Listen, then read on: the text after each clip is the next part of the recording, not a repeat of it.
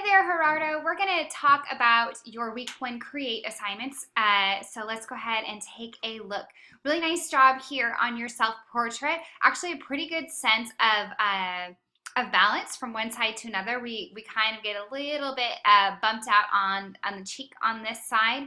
But nice work. I think you're going to be really excited to see how this changes and improves between now and week 6 when we do our next set of self-portraits. So I want you to start really thinking about relationships between shapes. Think about how wide your nose is compared to your mouth, how wide eyes are, compared to eyebrows and compared to the nose, where they are in alignment with your ears, overall sense of the skull. We're going to work on all of those things. So it's going to be a really cool experience.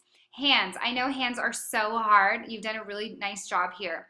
So we want to work on really thinking about this being layered, right? That underneath the skin there are bones. So if we start breaking it down into these individual shapes where our knuckles are and start kind of piecing those together, break down those shapes individually first, it's going to really help us start to visualize and then start thinking about the relationships between the shapes. Like you have this really nice, beautiful sense of negative space here between each finger. I want you to start pushing that even further.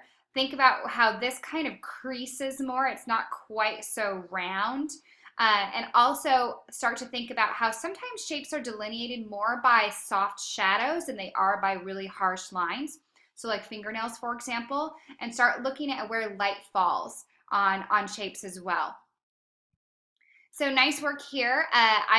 When we start doing these room drawings even further, you can start getting that ruler out. You actually have a pretty nice sense of linear perspective. So you can see how the top of the ceiling line here, these are all parallel, this shape that you've got going on right here, and that these, without using a ruler, are actually pretty nice and square. So we're going to work further on those. We're going to do some linear perspective drawings in the next several weeks also.